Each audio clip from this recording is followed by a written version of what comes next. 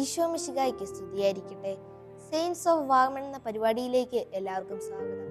ഞാനിന്നിവിടെ പറയാൻ പോകുന്നത് തോമസ് ലീഗയുടെ ചരിത്രമാണ്.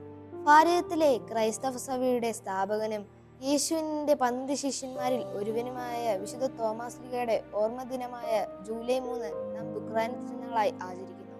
യേശു പറഞ്ഞു, അവിശ്വാസിയാകാതെ വിശ്വാസിയാകുക. നീ കണ്ടതുകൊണ്ട് വിശ്വസിച്ചു, കാണാതെ വിശ്വസിക്കുന്നവൻ ഭാഗ്യവാന്മാർ. ഈ വാക്കുകൾ ഉൾക്കൊണ്ട് സുവിശേഷ പ്രഘോഷണത്തിനായി സ്വന്തം ജീവൻ സമർപ്പിച്ച വിശുദ്ധനാണ് തോമസ് ലീഗ. ലോകമെങ്ങും ചുറ്റി സഞ്ചരിച്ചുകൊണ്ട് സാധാരണക്കാരിലേക്ക് ഇറങ്ങിച്ചെന്ന് യേശുവിന്റെ സന്ദേശം അറിയിച്ചു. AD 52 കേരളത്തിലെ കൊടുങ്ങല്ലൂരിൽ തോമസ് ലീഗ എത്തിച്ചേർന്നു.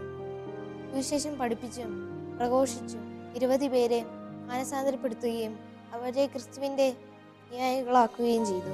ക്രൈസ്തവരായ സഹോദരങ്ങളെ മാമോദിസയിലൂടെ ക്രിസ്തു വിശ്വാസത്തിലേക്ക് കൊണ്ടുവരികയും ചെയ്തു. വിശുദ്ധ തോമസ് അപ്പസ്തോലൻ യേശുവിന്റെ ധീരനായ അനുഗാമിയാണ്.